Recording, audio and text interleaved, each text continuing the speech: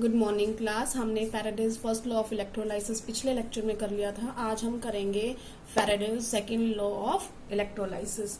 तो हम आते हैं Faraday's second law of electrolysis.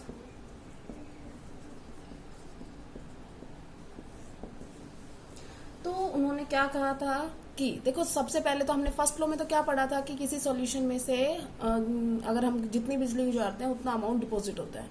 अब उन्होंने क्या किया कि बहुत सारी सेल्स को सीरीज में कनेक्ट कर दिया। ठीक है, तो सेल्स आपको पता है क्या होती है। जैसे मान लो ये एक इलेक्ट्रोड है, ये एक इलेक्ट्रोड है।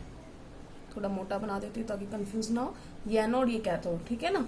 इसी तरीके से दूसरी सेल, फिर से ये एनोड और ये कैथोड, मतलब ये पॉजिटिव और ये नेगेटिव, ये पॉजिटिव ये नेगेटिव, और इनको सीरीज में कनेक्ट किया है। तो सीरीज में कनेक्ट करते हैं तो क्या करते हैं, जो माइनस होता है उसको दूसरी सेल के प्लस से कनेक्ट करते हैं। ठीक है, और ऐसे बहुत सारी सेल्स मैं और नहीं बना रही, नहीं तो और भी बना सकती हूँ। चलो एक और बना लेते हैं। मान लो एक और सेल है, इनको किस में कनेक्ट किया है, सीरीज में। सीरीज में कनेक्ट करते हैं तो ये हो गया हमारा, ये फिर से पॉजिटिव, ये नेगेटिव। तो यहाँ पे जो नेगेटिव है वो किस कनेक्ट होगा, पॉजिटिव से। और ये पॉजिटिव टर्मिनल किससे, बैटरी के पॉजिटिव टर्मिनल से कनेक्ट होगा। ठीक है ना, ये हमारी बैटरी है और ये इसका नेगेटिव टर्मिनल से अटैच है।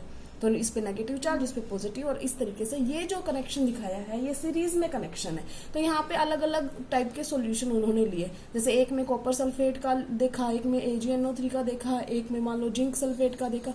इस तरीके से अलग अलग देखे।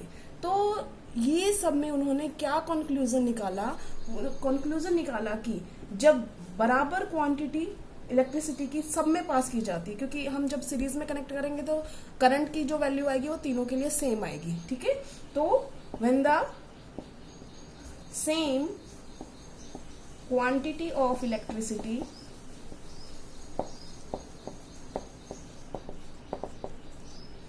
Is pass through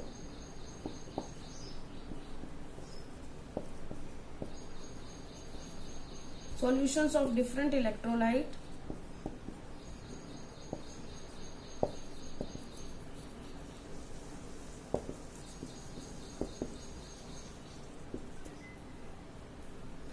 then connected in series। ये इलेक्ट्रोलाइट्स किस में कनेक्ट है, सीरीज में। Connected in series, the mass of, masses लिखना पड़ेगा क्योंकि ज्यादा सेल है ना। masses of substances produced at the electrodes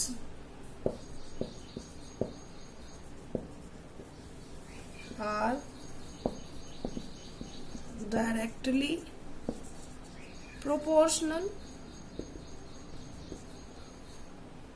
to their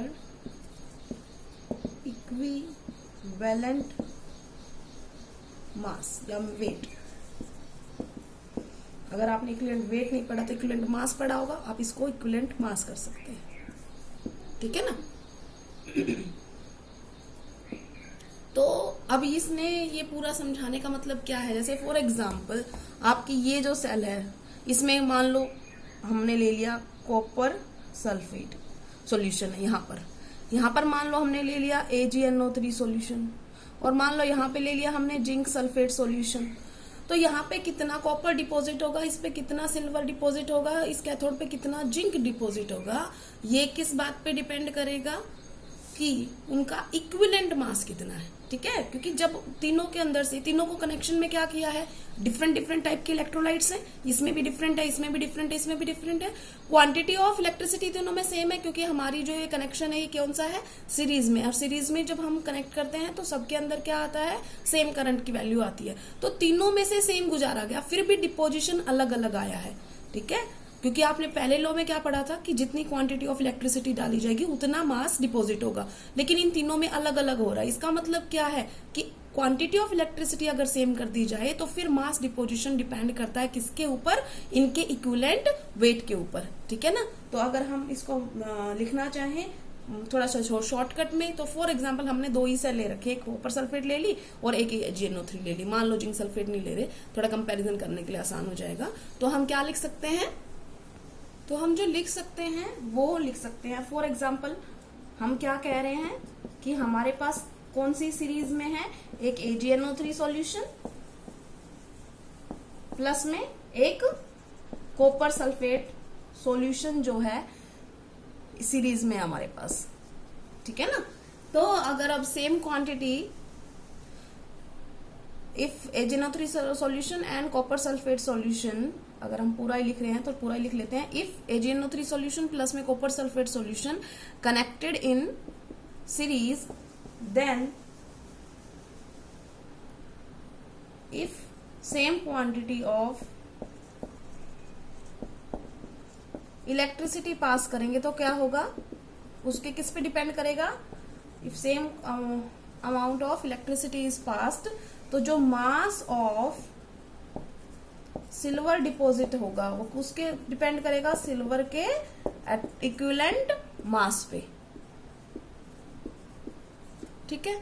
और मास ऑफ दूसरी कौन सी थी हमारे पास, कॉपर सल्फेट, तो कॉपर का डिपोजिशन होगा, तो mass of copper deposited will be equal to, ये बेटा रेशो में बताया है, इक्विवेलेंट मास ऑफ कॉपर, ठीक है।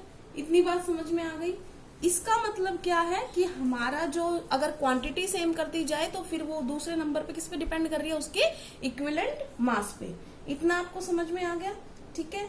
तो इस पूरी जो ये बताया है इसका क्या मतलब है, इसका सिर्फ ये मतलब है कि पहला लो ये बता रहा है कि अमाउंट ऑफ इलेक्ट्रिसिटी जितनी ज्यादा होगी डिपोजिशन उतना ही ज्यादा होगा, लेकिन दूसरा क्या बता रहा है कि अगर हमने सेम क्वांटिटी ऑफ इलेक्ट्रिसिटी पास की है तो अलग अलग सॉल्यूशन में से पास करोगे तो डिपोजिशन अलग अलग होगा, क्योंकि उनका इक्विवेलेंट मास अलग अलग है, ठीक है ना। इतना समझ में आ गया। अब आते हैं हम इसके क्वांटिटिव एस्पेक्ट पे। इलेक्ट्रोलाइसिस के जो दोनों लॉज आपको पता चल गए हैं, इससे हम क्या कंक्लूजन निकाल रहे हैं। तो हम ज्यादातर जो आते हैं न्यूमेरिकल आते हैं बेटा इसके अंदर। तो एक तो सिंपल न्यूमेरिकल हो सकता है जो फॉर्मूला यूज करके हो सकता है, दूसरा हम कर सकते हैं quantitative aspect, quantitative aspect of electrolysis. इसमें 1 नंबर का या 2 नंबर का क्वेश्चन आता है। किस तरीके से आता है, आपसे ये पूछा जाएगा कि एल्युमिनियम ऑक्साइड से एल्युमिनियम प्राप्त करने के लिए कितना चार्ज देना पड़ेगा, इस टाइप का। या आप ये समझ लो कि वाटर से ऑक्सीजन गैस कितनी मिलेगी तो कितना चार्ज हमें देना पड़ेगा तो 1 मोल ऑक्सीजन मिल जाए, ऐसे 3 मोल एल्युमिनियम मिल जाए एल्युमिनियम ऑक्साइड से, तो बताओ कितने चार्ज आपको देना पड़ेगा। इस टाइप के क्वेश्चंस आते हैं।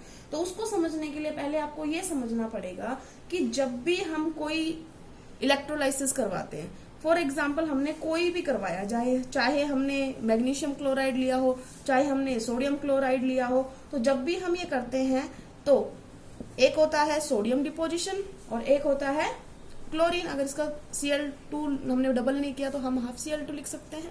तो इसका मतलब क्या हो रहा है कि ये जो होगा ये सोडियम बनेगा, यहाँ पे आयन से क्या बनेगा, ये सिंपल एटम बनेगा। तो इसने क्या किया, Na+ था, उसने 1 इलेक्ट्रॉन लिया और ये क्या बन गया, सोडियम का एटम, ठीक है ना। इसका मतलब क्या हो गया कि 1 इलेक्ट्रॉन 1 सोडियम एटम बना सकता है। इतनी बात समझ में आ गई। तो अगर मैं यहाँ पर 1 मोल इलेक्ट्रॉन दूं, 1 मोल इलेक्ट्रॉन अगर मैंने दिया तो यहाँ पे कितना सोडियम मिला मुझे, 1 मोल सोडियम एटम्स मिल जाएंगे। इसका मतलब 23 ग्राम। ये बात समझ में आई। अगर मान लो आपसे पूछता है क्लोरीन का, ठीक है ना, अगर आपको दे रखा है क्या, जैसे फॉर एग्जांपल अभी जो रिएक्शन थी Na+ NaCl था ना हमारे पास, और हमें क्या मिला, Na+ में हाफ Cl2, ठीक है, ये मिल गया आपको। आपसे ये पूछ रहा है कि आपको NaCl दे दिया, जितना चाहिए आपको उतना मिल जाएगा, लेकिन आप ये बताओ कि मुझे सिर्फ 1 मोल क्लोरीन गैस बनानी है तो चार्ज कितना रिक्वायरमेंट होगा, ये क्वेश्चन पूछ लिया। तो आप उसको कैसे करोगे कि Cl जो है क्लोरीन का एटम है ना, और यहाँ पर क्या है हमारे पास Cl माइनस, मतलब क्लोराइड का आयन। जब ये क्लोराइड का आयन अपना एक क्लोरीन जो है, अपना एक इलेक्ट्रॉन जो है, तब वो क्लोरीन एटम बनता है। तो कितने उसको जरूरत पड़ेगी Cl2 बनाने के लिए? Cl2 बनाने के लिए उसको कितना लॉस देना पड़ेगा? 2 इलेक्ट्रॉन देने पड़ेंगे। अभी हम बात कर रहे हैं सिर्फ एक एटम, एक आयन की। तो यहाँ पर 2 क्लोराइड आयन चाहिए, तो 2 इलेक्ट्रॉन वो लूज करेंगे, तो कितना बन जाएगा? 1 Cl2 बन जाएगा। इसका मतलब ये कितने, अगर मोल के हिसाब से कहूं तो 1 मोल अगर Cl2 पूछा है तो कितनी रिक्वायरमेंट आएगी? यहाँ पर 2 मोल इलेक्ट्रॉन ये लूज करेगा, तब जाके वो बनेगा। ठीक है ना। अब ये जो बार बार 1 मोल आ रहा है, बार बार इसको ऐसे नहीं लिख सकते, क्योंकि आपसे क्या पूछा गया है? चार्ज पूछा गया है, तो आपको उसे क्या निकालना पड़ेगा? कूलम में निकालना पड़ेगा। तो हम यहाँ पर निकाल रहे हैं charge on 1 mole of electrons कितना होता है। ठीक है, तो आप मेरे को ये बताओ, 1 मोल इलेक्ट्रॉन का मतलब कितने इलेक्ट्रॉन्स है उसके अंदर? 6.022 10 की पावर 23, और 1 इलेक्ट्रॉन के अंदर चार्ज कितना होता है? 1.6 इंटू 10 की पावर -19 कूलम। ठीक है, तो ये तो नंबर था, इंटू में ये हो गया, तो ये टोटल क्या आ जाएगा? ये टोटल चार्ज आ जाएगा। जब आप इसको गुना करोगे तो ये अप्रोक्सीमेट वैल्यू है, अप्रोक्सीमेट नहीं, मैं एग्जैक्ट वैल्यू लिख रही हूँ, 96,487 कूलम आएगा। तो ये वैल्यू जो होती है कैलकुलेशन में थोड़ी आपको दिक्कत आती है, तो हम इसकी अप्रोक्सीमेट वैल्यू ले लेते हैं। अप्रोक्सीमेट वैल्यू क्या करते हैं हम? 487 को 500 ले लेते हैं लगभग। ठीक है ना। तो कोई आपसे पूछेगा कभी कि 1 मोल इलेक्ट्रॉन के अंदर कितना चार्ज होता है, तो आप कितना बताओगे? 96,500 कूलम। ठीक है, और इसे एक दूसरे कांस्टेंट से भी जाना जाता है, जिसे हम बोलते हैं फैराडेज कांस्टेंट, या सिंपल 1 फैराडे भी बोल देते हैं। तो फैराडेज कांस्टेंट होता है F। ठीक है ना, और उसकी वैल्यू कितनी है? ये कितनी? 96,500 कूलम, और कितने में आया था ये? 1 मोल में, तो कूलम पर मोल। तो ये फैराडे की वैल्यू है। ठीक है, अभी आपसे 1-2 न्यूमेरिकल हम इस पे करेंगे, छोटे छोटे जो आते हैं।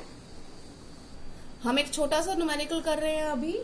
सिंपल आपसे मान लो ये पूछा गया, क्वेश्चन में ये है कि how much charge is required for 1 mole of aluminium plus 3 to aluminium। इसका मतलब कि 1 मोल अगर ये आयन दे रखे हैं और आपको ये कन्वर्ट करना है, तो कितने आपको चार्ज उसको सप्लाई करना पड़ेगा उस सेल को, तो वो ये डिपोजिशन हो जाए 1 मोल।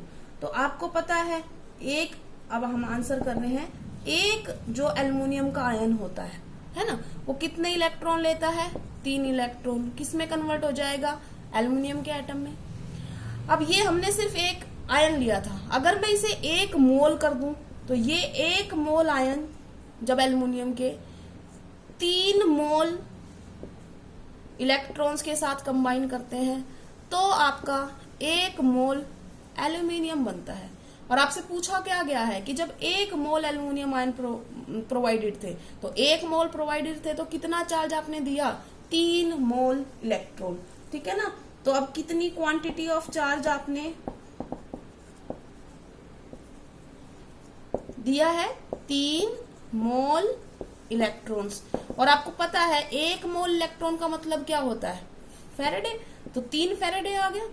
या तो आप इतना भी कर सकते हो कि 3 फैराडे लिखा हो, लेकिन फिर भी आप ज्यादा बेटर ये होगा कि आप इसको और ज्यादा, क्योंकि फैराडे में लिखा हमने, हम उसको प्रॉपर चार्ज में लेके आने पड़ेगा। हमें चार्ज पूछा है ना, फैराडे नहीं पूछा। कोई फैराडे पूछे तो आप सिंपल 3 लिख के आ जाओ, लेकिन कोई चार्ज पूछ रहा है तो इसको भी ओपन करके लिख के आओ। फैराडे का मतलब क्या था? 96,500 कूलम पर मोल। ठीक है, तो अब इसकी इंटू करेंगे तो ये आ जाएगा अप्रोक्सीमेट वैल्यू जो है 289500 कूलम। इस टाइप के न्यूमेरिकल आएंगे। ठीक है, आई थिंक आपको समझ में आ गया होगा। एक न्यूमेरिकल के लिए अलग से मैं लेक्चर बना दूंगी। ठीक है, थैंक यू क्लास।